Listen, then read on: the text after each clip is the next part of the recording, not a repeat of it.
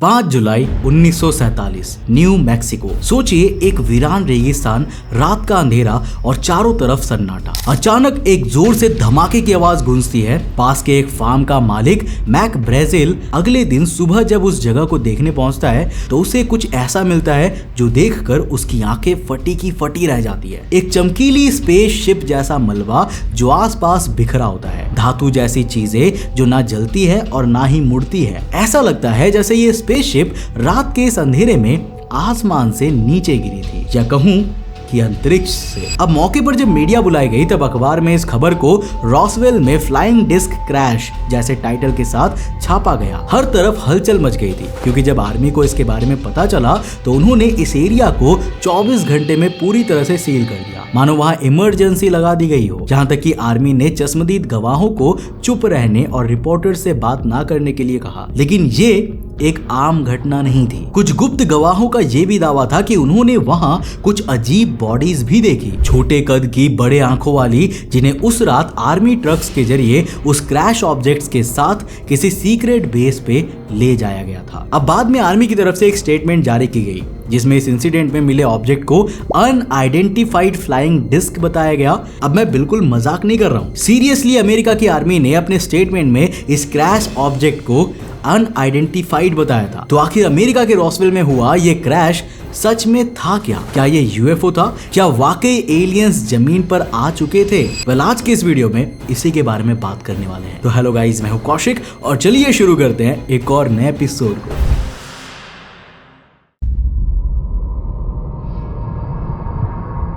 साल 1940 के दौर में अमेरिका में एलियंस और यूएफओस को लेकर जबरदस्त क्यूरियोसिटी थी। अमेरिका के अलग अलग हिस्सों में एलियन साइटिंग्स और इंसिडेंट्स की बातें चल रही थी। एक ऐसी ही मशहूर घटना थी बैटल ऑफ लॉस एंजलिस, क्योंकि साल 1942 में लॉस एंजलिस के आसमान में अजीब रोशनी देखी गई। आर्मी ने इसे दुश्मन समझकर इस पे गन्स और इवन मिसाइल्स तक फायर कर दी, लेकिन अमेरिका की आर्मी के लाख ढूंढने के बाद भी उन्हें आसमान में या उस एरिया के आसपास कुछ भी नहीं मिला। अब इस घटना को भी लोगों ने एलियन से जोड़ा और कहा कि अमेरिकन आर्मी ने इस सच्चाई को छुपा दिया था। इसके अलावा साल 1947 में केनेथ आर्नोल्ड, जो एक पायलट थे, उन्होंने अपनी एक रिपोर्ट में दावा किया था कि उन्होंने वॉशिंगटन की पहाड़ियों के ऊपर एक डिस्क जैसा उड़ता हुआ ऑब्जेक्ट देखा था। इस ऑब्जेक्ट को उन्होंने फ्लाइंग सॉसर का नाम दिया था। लेकिन उसी साल एक और ऐसी घटना हुई थी जिसने लोगों को ऑलमोस्ट यकीन दिलवा दिया था कि एलियंस रियल है और उनका हमारी पृथ्वी पर आना जाना एक आम बात है। और ये घटना थी रॉसवेल इंसिडेंट, जो हमारे इस पूरे वीडियो का बेस है। दोस्तों, अब बात करते हैं 5 जुलाई 1947 की। यहाँ डेट्स को लेकर हम कंप्लीटली श्योर नहीं है क्योंकि अलग अलग साइट्स पर इस इंसिडेंट के लिए अलग अलग डेट्स मेंशन की गई है, लेकिन यहाँ हम 5 जुलाई कंसीडर करेंगे। तो 5 जुलाई 1947 को रात के करीब 10 बजे रॉसवेल के पास लोगों ने एक तेज आवाज और चमकदार रोशनी देखी। मैक ब्राजील, जो एक लोकल फार्मर थे, अपने खेतों में गए और वहां उन्होंने एक बड़ी सी फ्लाइंग मशीन देखी। वो मशीन हल्की थी लेकिन इतनी मजबूत थी कि उसकी धातु को तोड़ना लगभग नामुमकिन था। ऑल्सो उस मशीन पर कुछ अजीब सिंबल्स और शेप्स बने हुए थे जो किसी अननोन लैंग्वेज या कोड जैसे लगते थे। इस इंसिडेंट के बारे में जब रिपोर्टर्स ने आसपास के लोगों से बात की तो कुछ लोगों ने क्लेम किया कि उस फ्लाइंग मशीन के पास कुछ अजीब बॉडीज भी थी। वो बॉडीज इंसानों से बिल्कुल अलग थी, छोटे कद की थी, बड़े सर और काले बड़े आंखों वाली। जो बॉडीज मोस्ट प्रोबेबली उस फ्लाइंग डिस्क को चलाने वाले एलियंस की थी। इस खबर को मीडिया ने बड़े जोरों शोरों से रिपोर्ट करना शुरू कर दिया। इस दौरान अखबारों में flying saucer found in Roswell और एलियन बॉडीज डिस्कवर्ड जैसे हेडलाइंस देखना आम बात हो गई थी। अब जैसे ही ये खबर स्टेट पुलिस तक पहुंची ना, उन्होंने तुरंत इसकी इंफॉर्मेशन आर्मी को दे दी। सिर्फ 24 घंटे के अंदर आर्मी ने साइट पर पहुंचकर हर सबूत को अपने कब्जे में ले लिया। रॉसवेल की घटना के तुरंत बाद 509th बॉम्ब ग्रुप के ऑफिसर्स वहां पर पहुंच गए। ये वही यूनिट थी जो कुछ साल पहले हिरोशिमा और नागासाकी पर एटॉमिक बॉम्ब्स गिरा चुकी थी। उनकी जिम्मेदारी बड़ी थी और उनका यहाँ पर आना सिर्फ अफवाहों को और ज्यादा गहराई देने लगा था। लोगों का शक बढ़ता गया कि यहाँ कुछ तो अनयूजुअल जरूर हुआ है। यहाँ तक कि अमेरिकन आर्मी ने चुपके से अपने ट्रक्स के जरिए इस एलियन यूएफओ कही जा रही फ्लाइंग मशीन के टूटे हुए हिस्सों को वहां से हटाकर किसी सीक्रेट लोकेशन पर ले जाना शुरू कर देती है। किसानों और चश्मदीद गवाहों से सख्त पूछताछ की गई। जो भी व्यक्ति घटनास्थल के पास था उसे डिटेल में इंटेरोगेट किया गया। मैक ब्राजील ने बताया कि उन्हें आर्मी ने कुछ भी ना कहने होने की वार्निंग दी है। कुछ टुकड़ों को ट्रक्स में लोड करके एयरफोर्स बेस पर भेज दिया गया। अब आर्मी के एक सोल्जर ने रिपोर्टर से इस बारे में बात करते हुए कहा था कि ये मलबा ऐसा था जिसे जलाया नहीं जा सकता था और इसे काटना भी असंभव था, जिससे क्वेश्चन उठता है कि क्या ये किसी दूसरी दुनिया का मटेरियल था। 8 जुलाई 1947 को अमेरिकन आर्मी ने अपनी पहली प्रेस कॉन्फ्रेंस ऑर्गेनाइज की और यहां उन्होंने कुछ ऐसा कहा जो दुनिया के होश उड़ा देने के लिए काफी था। अमेरिकन एयरफोर्स के ऑफिशियल स्टेटमेंट्स के मुताबिक जो रोसवेल में क्रैश हुआ था वो एक अज्ञात फ्लाइंग डिस्क का मलबा था। इन शॉर्ट अमेरिका ने ये साफ साफ कहा था कि ये उड़ने वाली चीज एक UFO है, यानी कि एक अनआइडेंटिफाइड फ्लाइंग ऑब्जेक्ट है। रॉसवेल इंसिडेंट पर अमेरिका के इस स्टेटमेंट के बाद पूरी दुनिया में एक तरह का हड़कंप मच गया। तुरंत रेडियो और न्यूज़पेपर पर यह बातें होने लगी कि अमेरिका ने खुद एलियंस के होने और उनके पृथ्वी पर आने जाने को एक्सेप्ट कर लिया है। लेकिन जब दुनिया अमेरिका के इस अनाउंसमेंट पर एलियंस को रियल मानने लगी थी ना, तभी अमेरिकन आर्मी ने एक और स्टेटमेंट जारी की। पर यह नया स्टेटमेंट पहले वाले से बिल्कुल ऑपोजिट था, जिसमें अमेरिकन एयरफोर्स ने अपने पहले स्टेटमेंट को गलत बताते हुए कहा कि यह कोई फ्लाइंग डिस्क नहीं था बल्कि एक सिंपल वेदर बलून था। उन्होंने बताया कि यह बलून उनका एक साइंटिफिक एक्सपेरिमेंट था जो ऊपर एटमॉस्फेयर में जाकर साइंटिफिक डेटा को कलेक्ट करने के लिए छोड़ा गया था। तो सवाल यह आता है कि क्या ये वाकई पहले स्टेटमेंट के मुताबिक एक एलियन UFO था या दूसरे स्टेटमेंट के मुताबिक ये सिर्फ एक वेदर बलून था। लेकिन देखो यहाँ पर अगर सच कहा जाए तो ये मिस्ट्री हमारी सोच से कहीं ज्यादा गहरी है। एक ऐसी मिस्ट्री जो 40 साल बाद सामने आई और जिस सच को अमेरिका ने जानबूझकर दुनिया से छुपाया था। लेकिन उस सच तक पहुंचने से पहले हमें इस इंसिडेंट से जुड़ी कुछ और इंपॉर्टेंट क्लेम्स के बारे में बात करनी होगी। तो साल 1978 में सेना के एक रिटायर्ड एयरफोर्स ऑफिसर जेसी मार्सेल ने अपने एक बयान में ये कहा था कि उन्होंने रॉसवेल की क्रैश साइट पर जो डिब्रीज देखी थी ना, वो एक्स्ट्रा टेरेस्ट्रियल ओरिजिन की थी। ऑल्सो जब उनसे ये पूछा गया कि आर्मी ने तो उस डिब्रीज को एक सिंपल वेदर बलून बताया था,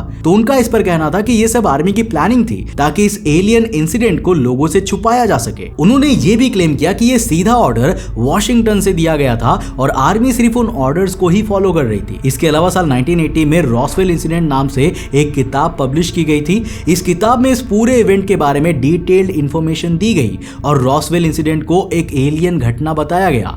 इस किताब में यह भी क्लेम किया गया कि वहां से मिली एलियन टेक्नोलॉजी को अमेरिकन आर्मी ने रिवर्स इंजीनियर किया और क्रैश साइट से मिली एलियन बॉडीज को साइंटिफिक एक्सपेरिमेंट्स के लिए कैप्चर कर लिया गया। इस किताब में कुछ चश्मदीद गवाहों के स्टेटमेंट्स भी शामिल हैं।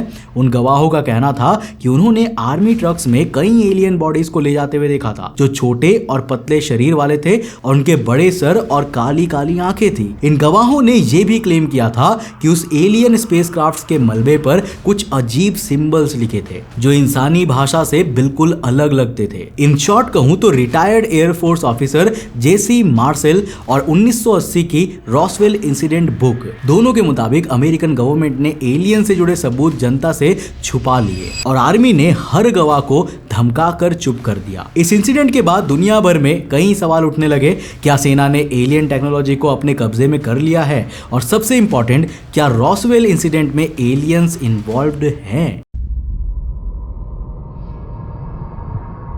तो साल 1990 के दशक में अमेरिकन गवर्नमेंट ने कुछ क्लासिफाइड डॉक्यूमेंट्स जनता के सामने रखे जिसने रॉसवेल इंसिडेंट को एक अलग मोड़ दे दिया। इन दस्तावेजों में यह बताया गया कि साल 1940s के दौरान कोल्ड वॉर के समय अमेरिका ने सोवियत यूनियन के खिलाफ कई सीक्रेट प्रोजेक्ट्स लॉन्च किए थे। इनमें से एक प्रोजेक्ट था प्रोजेक्ट मॉग्यूल। इसका काम सोवियत यूनियन में होने वाले न्यूक्लियर टेस्ट की जानकारी इकट्ठा करना था। अब उस वक्त ना इंसान पृथ्वी के ऑर्बिट में कोई भी सैटेलाइट डिप्लॉय नहीं कर पाया था, इसलिए सोवियत यूनियन पर नजर रखने का एक ही तरीका था आसमान से मॉनिटरिंग करना। इसीलिए प्रोजेक्ट मॉग्यूल के तहत अमेरिका ने एडवांस्ड लिसनिंग डिवाइसेस को स्पेशल मटेरियल वाले बड़े वेदर बलून्स पर लगाया और उन्हें आसमान में छोड़ा। ये बलून्स आसानी से ऊपर एटमॉस्फेयर तक पहुंच जाते थे और सोवियत यूनियन के न्यूक्लियर टेस्ट्स की साउंड वेव्स को रिकॉर्ड करते थे। फिर ये डेटा वायरलेसली रेडियो वेव्स के थ्रू अमेरिका तक भेज दिया जाता था और साल 1947 के जुलाई मंथ में ऐसे कई बलून्स को आर्मी ने आसमान में उड़ाया था, जिन बलून्स में से एक उस दिन अमेरिका के रॉसवेल में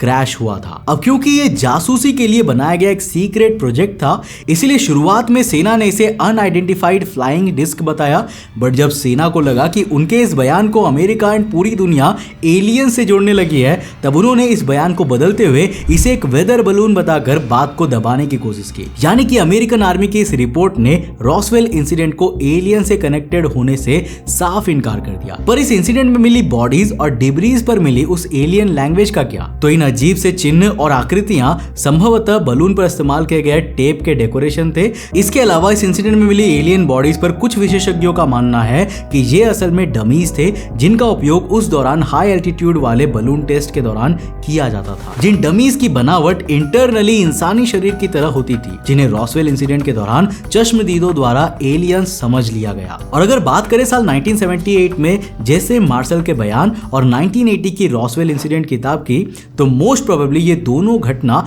पब्लिसिटी पाने और किताब को कंट्रोवर्शियल बनाकर उसकी सेल्स बढ़ाने के लिए की गई थी। अब साफ साफ कहूं तो देखो, ऑफिशियली ऐसे कोई सबूत नहीं मिले हैं जो रॉसवेल की इस घटना को एलियन से जोड़े, लेकिन आज भी बहुत से लोगों का यही मानना है कि ये घटना एक एलियन इंसिडेंट ही था, जिसे अमेरिकी सरकार ने एक दूसरा मोड़ देकर छुपा लिया। वैसे मैं आपसे जानना चाहूंगा, आपको इसके बारे में क्या लगता है? क्या पृथ्वी पर एलियंस विजिट कर चुके हैं?